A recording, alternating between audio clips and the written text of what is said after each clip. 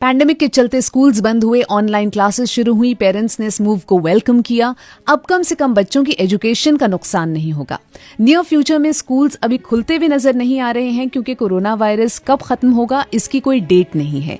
Online classes चलती जा रही हैं, अब एग्जाम्स भी शुरू होने वाले हैं। हमने कभी भी ऑनलाइन क्लासेस के नुकसान के बारे में सोचा? You'll be shocked and surprised. Listen to the well-known psychiatrist of India, Dr. Sanjay Chugh. अब प्रॉब्लम क्या हो रही है कि मेरे पास पिछले कुछ हफ्तों में कितने पेरेंट्स ने कांटेक्ट किया अपने बच्चों के लिए। वो कहते हैं कि बच्चों के लिए सारा दिन एक स्क्रीन के साथ बैठे रहना, चाहे वो फ़ोन का स्क्रीन हो, टैबलेट हो, लैपटॉप हो, बच्चे के लिए वो संभव ही नहीं है। मेरी वाइफ आई सर्जन है, वो कहती है इतने बच्चे आते हैं जिनकी एक ही कंप्लेंट है कि उनको सिर में दर्द हो रही है पिछले कुछ हफ्तों से। एज अ साइकाइट्रिस्ट मेरे लिए एक बहुत बड़ी दिक्कत यह है कि किसी बच्चे को छोड़िए, किसी को भी आप एक बिहेवियर बार बार करने को बोलते हैं, इवेंचुअली उसका अंजाम क्या होता है कि वो उसका आदी हो जाता है, वो एडिक्ट हो जाता है। कोई अगर सिगरेट पीनी शुरू करता है, कभी भी जो आदमी सिगरेट पीनी शुरू करता है, ये नहीं कि पहली सिगरेट पी वो एडिक्ट हो गया।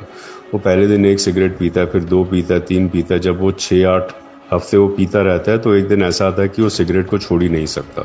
यही चीज़ शराब के साथ होती है, यही चीज़ हर तरह के नशे के साथ होती है। तो एडिक्शन जो पैदा होती है वो होती है थ्रू रिपीटेड बिहेवियर्स और रिपीटेड एक्शंस। अब आप एक बच्चे को एक स्क्रीन दे दो और उसको बोलो कि अच्छा भाई तुमने 4 घंटे, 5 घंटे, 6 घंटे इसके ऊपर बैठे रहना है, उसके बाद आपके पास कोई असाइनमेंट है, आपको वो भी स्क्रीन के ऊपर करनी है।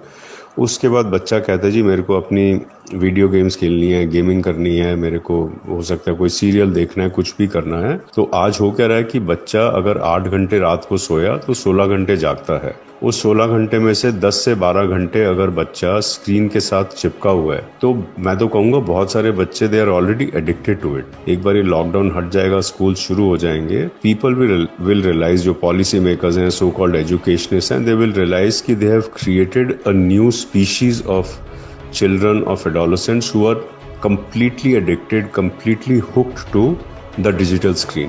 और उसके बाद कोई सॉल्यूशन ही नहीं होगा कि इस एडिक्शन का हम ट्रीटमेंट किस तरह से कर सकें। तो अभी भी जैसे बोलते हैं बेटर लेट देन नेवर, अभी भी जो भी कदम उठाए जा सकते हैं, where schools are concerned, where colleges are concerned, कोई बहुत बड़ी आफत नहीं है कि अगर आप करिकुलम को बहुत ड्रास्टिकली कट डाउन कर दो या आप ये साल को ही जो है एक नल ईयर डिक्लेयर कर दो। I mean it is a universal thing. कोई भी बच्चा या कोई पेरेंट ये नहीं कह सकता व्हाई मी, कि ये मेरे साथ क्यों हो रहा है। सो क्लियरली स्टूडेंट्स को एडिक्टेड होने से बचाना है और इसके लिए जल्द कुछ करना पड़ेगा।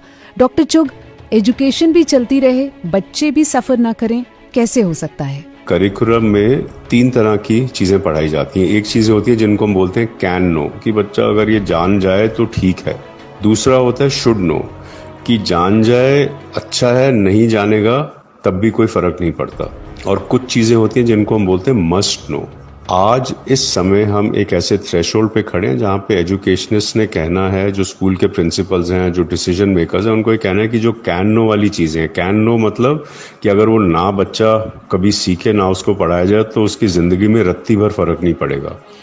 कैन नो वाली चीज़ें आप कंप्लीटली एलिमिनेट कर दो। फिर जो शुड नो वाली चीज़ें आती हैं, शुड नो वाली चीज़ों में से आप छांटो कि कौन सी चीज़ें आपको अपग्रेड करके मस्ट नो वाली कैटेगरी में डालनी है और किन चीज़ों को आप डाउनग्रेड करके कैन नो वाली कैटेगरी में डाल सकते हो।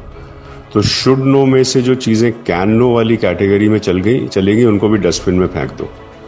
जो मस्ट नो में चीज़ें अब आती हैं उनके ऊपर आपने अपना ध्यान फोकस करना है, ध्यान केंद्रित करना है। और आपकी जो ऑनलाइन टीचिंग जितनी भी अगले कुछ महीनों के लिए, it should only focus on the must knows. जो करिकुलम का जब साइज कम हो जाएगा, the time that the child will need to spend on the screen will definitely become much less and you will end up having healthier children. जब इतना बड़ा खतरा हमारे स्टूडेंट्स के ऊपर मंडरा रहा है, तो क्या हमारे स्कूल्स को, हमारी गवर्नमेंट्स को इस बारे में सोचना नहीं चाहिए? वो तब सोचेंगे जब हम ये सवाल उनसे पूछेंगे।